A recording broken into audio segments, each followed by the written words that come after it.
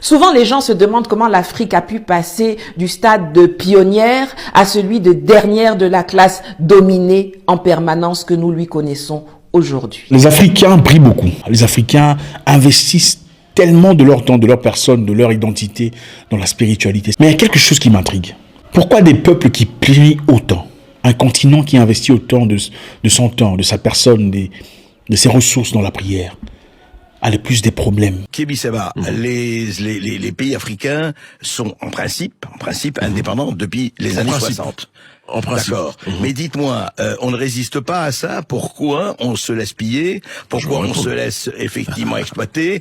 Pourquoi, je vous dirais, les gens qui sont indépendants, ces pays qui sont indépendants depuis les années 60, ça fait 60 ans et plus, pourquoi, eh bien, ça continue comme si ça n'avait rien été? Qui pour sauver l'Afrique? Est-ce encore les Occidentaux? Est-ce la diaspora? Ne sommes-nous pas censés prospérer à tous égards, comme prospérer l'état de nos âmes? Pourquoi alors sommes-nous ceux, si nous sommes vraiment ceux qui prient autant et qui croient en un vrai Dieu, ceux qui vivent dans cette précarité, dans la misère, dans la jalousie? Qui réellement veut sauver les Africains? Est-ce les Africains eux-mêmes? La société civile est en train de se battre aujourd'hui et on est en première ligne sur ces questions de manière spectaculaire pour que l'on puisse justement se réapproprier nos ressources minières en tant que telles. Et je dis, vous avez entendu la phrase que je disais tout à l'heure, une civilisation n'est détruite par l'extérieur que si elle est rongée de l'intérieur. Les premières entités que nous combattons, ce sont nos dirigeants corrompus africains qui, au lieu d'être des toits qui protègent leur population, sont quelque part des gruyères, ou en tout cas des fromages complètement troués, qui permettent à n'importe quelle intempérie de pouvoir nous toucher. Nous avons accepté de tourner le dos à nos traditions pour aller nous soumettre à celles des autres. Tous les jours, on est fourré dans les églises, dans les temples, dans les mosquées, à adorer les dieux des autres, à prier pour une vie meilleure dans l'au-delà avec plus de zèle que les propriétaires même de la religion, au lieu de lutter pour améliorer notre quotidien. Or, ceux-là même qui ont créé les religions, eux, leur obsession, c'est de se bâtir une vie confortable sur cette terre. C'est tout ce qu'on va voir dans cette vidéo. Salut les gars, j'espère que vous allez bien. Bienvenue sur ma chaîne. Moi, c'est Savi. Comme d'habitude, les gars, n'hésitez pas à me donner de la force. Abonnez-vous, likez et ça fait toujours plaisir. Et bien évidemment, pour vous, c'est tout à fait gratuit. Bon, les gars, aujourd'hui, on va parler de l'Afrique. Qui vraiment pour sauver l'Afrique? C'est vrai que c'est une question que beaucoup de gens se posent, moi-même. Peut-être toi-même aussi, tu te poses cette question. Je tiens quand même à préciser quelque chose. Quand on parle de l'Afrique, il faut bien discerner. Moi, quand je parle notamment de l'Afrique, je parle de l'Afrique noire, l'Afrique que je connais, l'Afrique d'où je viens. Les Africains ne sont pas tous pareils. Les pays d'Afrique ne sont pas tous pareils. Vous avez l'Afrique anglo-saxonne et vous avez l'Afrique francophone. Vous avez l'Afrique centrale et l'Afrique de l'Ouest, l'Afrique de l'Est. En fait, en fonction de l'endroit d'où tu viens, la mentalité n'est pas la même. Il faut jamais mettre l'Afrique dans le même panier parce que c'est pas pareil. Moi, quand je parle, c'est notamment de l'Afrique centrale qui a beaucoup du retard, vraiment très très bizarre en termes de comportement, en termes de mentalité, de mindset. Je pense, comme je dis souvent, tu t'es certainement posé cette question et tu te poses forcément même sans doute cette question tous les jours si tu es quelqu'un qui est sensibilisé par l'Afrique. Qui vraiment peut sauver l'Afrique aujourd'hui? Quand on regarde l'état de l'Afrique, franchement, notamment certains pays, ça fait mal au cœur. Moi, j'ai publié ici des reportages sur le Congo, le Congo-Kinshasa, où il y a les mines de cobalt, où il y a les Cancer City, où des enfants meurent à 10 ans de leucémie. Et ça, ici, on s'en fout. Mais j'ai l'impression que, là-bas aussi, on s'en fout. Alors, je vais vous répondre. Les autorités congolaises ou autres, enfin, je veux dire, ils devraient quand même, excusez-moi, ils sont adultes aussi. Ça fait mal au cœur de voir des choses basiques. Quand on regarde, c'est compliqué, que ce soit par rapport au tri, les gens eux-mêmes. C'est bien beau de se dire, ok, les Européens nous volent, les Européens nous pillent, le gouvernement nous martyrise. Quand vous regardez simplement la pollution, les gens eux-mêmes, qu'est-ce qu'ils font? Ils jettent tout par terre, c'est dégueulasse, des bouteilles partout. La capitale de la RDC est l'une des villes les plus peuplées d'Afrique. Pourquoi a-t-elle perdu sa beauté? Vous allez le découvrir dans cette vidéo. Si la belle a été remplacée par poubelle dans le slogan, c'est à cause des déchets qui pullulent absolument toute la ville. La prolifération des industries plastiques et le manque de poubelles publiques poussent la population à jeter tout et n'importe quoi en route, ce qui rend l'environnement insalubre. Rivières et caniveaux bouchés favorisent le développement des maladies. Les gens ne sont même pas conscients de l'écologie. Vous imaginez les gars?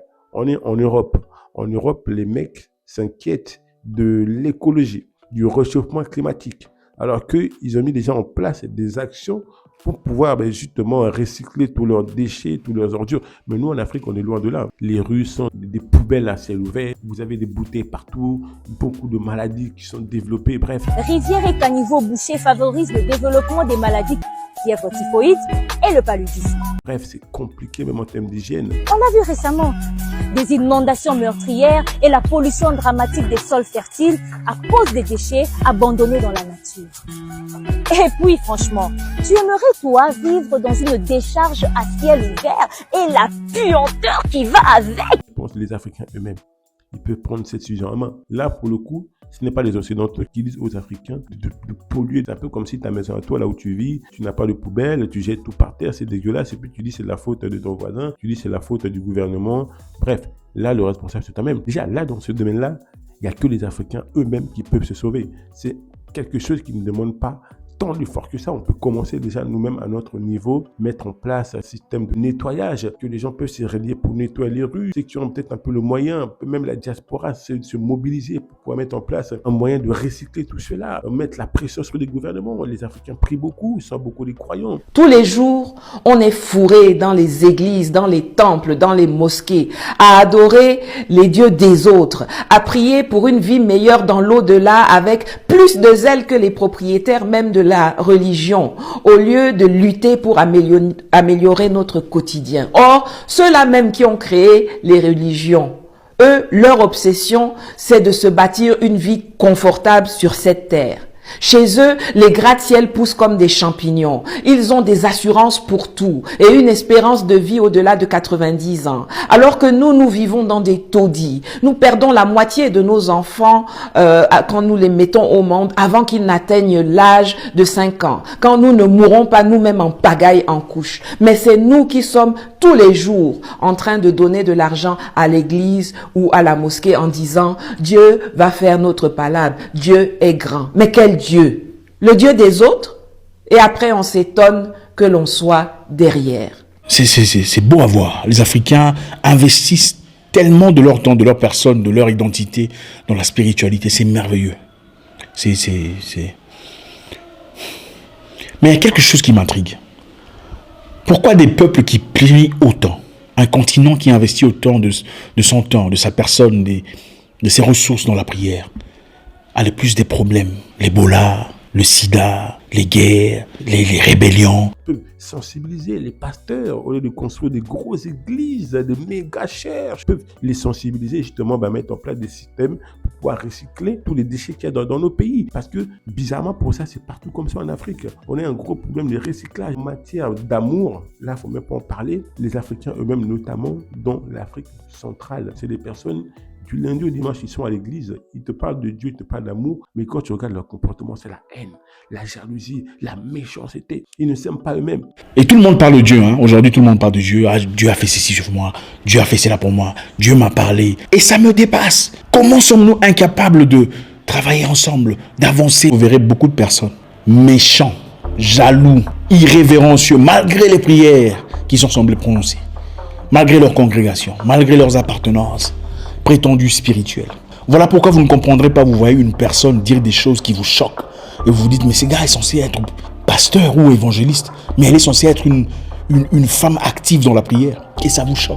Ce n'est pas parce qu'ils aiment véritablement Dieu, c'est parce qu'ils s'aiment eux-mêmes et veulent avoir leurs propres avantages à travers Dieu. Voilà pourquoi on voit ces choses. À l'étranger, ils ne vont pas se soutenir. Comment aujourd'hui on peut parler de Dieu matin, midi, soir, mais il n'y a pas d'amour? Quand vous regardez la plupart des familles africaines, ils sont divisés, remplis de haine, d'amertume. Là-dessus, ce n'est pas la faute de l'Occident, ce n'est pas la faute du blanc ni du président. Même si le président a une part de responsabilité aussi, mais là quand même c'est aux Africains eux-mêmes de travailler sur leur maturité émotionnelle, leur sagesse, à s'aimer réellement. Ce n'est pas parce qu'une personne ne pense pas comme toi, ce n'est pas parce qu'une personne est différente de toi que tu dois le détester, que tu dois, ne pas l'aimer, lui mettre le bâton dans les roues. Ce n'est pas parce qu'une personne prend une direction qui ne te fait pas plaisir, qui est différente de toi, que tu dois manifester de l'hostilité. Comment les gens peuvent aller à l'église du lundi au dimanche alors que dans leur cœur, ils sont incapables de manifester l'amour auprès de leur prochain? Manifester l'amour, c'est en action. Les gens se remplis d'orgueil. Personnellement, je n'ai jamais vu des gens aussi orgueilleux que des Africains, aussi méchants que les Africains. Je suis désolé de vous dire, les personnes qui vous mettront des bâtons dans les roues, c'est les Africains eux-mêmes.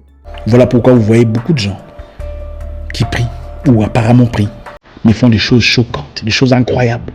des réactions d'un non-croyant. Aujourd'hui, l'Africain est devenu l'ennemi numéro 1 de son frère. Mais à son côté, il prend Dieu. Dieu est à mon côté pour combattre ton frère. Dieu est à mon côté pour tuer ton frère. Dieu est à mon côté pour vendre tes frères. Donc le Dieu là, c'est le Dieu qui t'appartient seulement à toi. Ce n'est pas le Dieu des autres donc. Dieu il t'a créé seulement toi et ta famille, pour que vous viviez en abondance, dans la prospérité pendant que les autres souffrent. C'est quel genre de Dieu ça? En tout cas, moi je ne veux pas de ce Dieu là. Les gens se servent de Dieu pour leurs avantages. Même parmi nos politiques aujourd'hui, les gens sont incapables de dénoncer ce qui est mauvais. Des gens qui prient sont dans la corruption, dans les mensonges. Les gens qui prient sont corrompus. Des gens qui prient font des choses abominables. Qui a créé ces autres personnes qui sont autour de vous? Qui a créé vos cousines, vos cousins que vous avez rejetés au nom d'une certaine sorcellerie? C'est incroyable. Quelqu'un qui est de ta propre famille est en galère, en train de souffrir parce qu'il n'a pas fait les choses comme toi tu veux qu'il fasse, tu vas pas le soutenir. Et puis tu es la même personne qui va à l'église. Ce n'est pas au gouvernement de t'aider, c'est aux Africains eux-mêmes de travailler sur l'amour. Nous sommes ceux qui sont là vraiment, quand on nous regarde parler dans les paroisses, on a l'impression qu'on connaît Dieu, on est les meilleurs, on est ceci, cela. Et j'ai souvent ces discussions avec pas mal de gens, notamment qui sont trop spirituels. Je discute souvent avec eux. Quand je te parle d'un vrai sujet, ils vont te dire oui. Les Noirs sont meilleurs que les Blancs. Les Noirs, en tout cas, ont ceci, cela. Dit, ok, prouve-le-nous. Vous dites que l'Afrique est très riche. L'Afrique possède les éléments les plus essentiels pour la technologie du futur. Alors, comment ça se fait que l'Afrique n'a pas assez d'argent pour donner à ses enfants pour qu'ils fabriquent des vaccins dans des maladies que eux-mêmes vivent de chaque jour? Pourquoi l'Africain a besoin que l'aide vienne de Trump pour trouver des solutions aux problèmes de l'Africain, pendant que l'Africain prétend avoir tout ce qu'il y a dans le monde, tout ce qu'il y a de précieux? C'est absolument malade.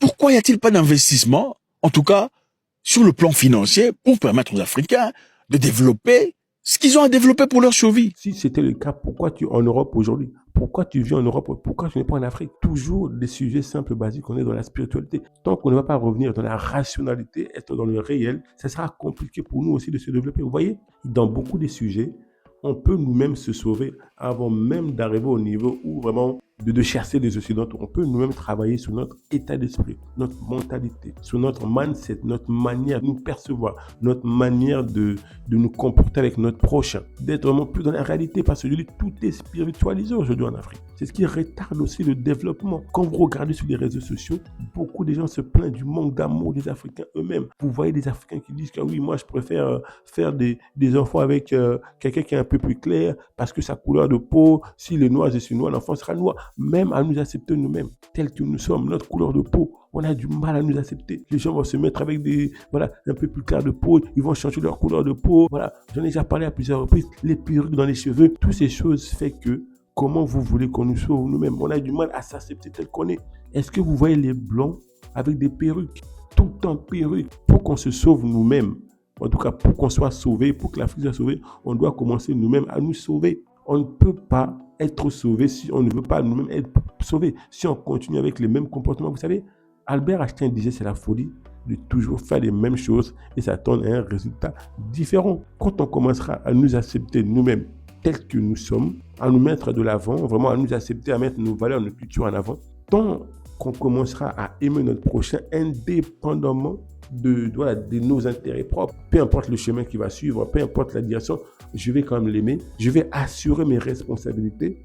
Mon ami, tant qu'on sera dans cet état d'esprit-là, on sera en tout cas en avant pour pouvoir avancer. Vous savez, aujourd'hui, moi, je travaille qu'avec des Africains. Ces vidéos que tu regardes, inconsciemment, tu ne le sais pas, mais tu contribues au développement de l'Afrique. Parce qu'à travers ces vidéos, j'ai des graphistes qui me font la miniature, c'est des Africains. Chaque mois, je les rémunère. À mon niveau, déjà, vous voyez, plus d'1 an que je rémunère chaque mois un Africain. Et c'est là que tu vois que non. En Afrique, on a beaucoup de personnes qui sont talentueuses. On a beaucoup de personnes, en tout cas, qui ont du talent, qui savent faire les choses. Il faut les encourager. Aujourd'hui, Dieu merci, on a quand même pas mal de personnes qui œuvrent à ces sujets. On a notamment dans pas mal de pays d'Afrique qui veulent vraiment œuvrer pour le développement de l'Afrique. L'AES, le capitaine qui travaille réellement au développement de l'Afrique. On a aussi le Niger, le Mali qui montre le chemin que oui, on peut être unis et avancer. On peut être unis et se défendre. C'est vraiment ces genres de comportements, de gestes qui fait qu'on va se développer. On a vu au Burkina Faso ce que fait le capitaine Ibrahim Traoré. En tout cas, il sensibilise les gens sur beaucoup de sujets. Les personnes qui sont dans la rue, qui se mettent à travailler. En fait, on peut nous-mêmes déjà commencer à évoluer, à mettre en place des actions qui vont aider l'Afrique à s'avancer. J'ai évoqué pas mal de choses dans cette vidéo, notamment par rapport à l'Afrique centrale. On a beaucoup de travail quand on a beaucoup de retard. En Afrique, on n'a pas tous ces mêmes problèmes. L'un des gros problèmes, notamment, en Afrique centrale, c'est le manque d'amour. L'amour du sang prochain.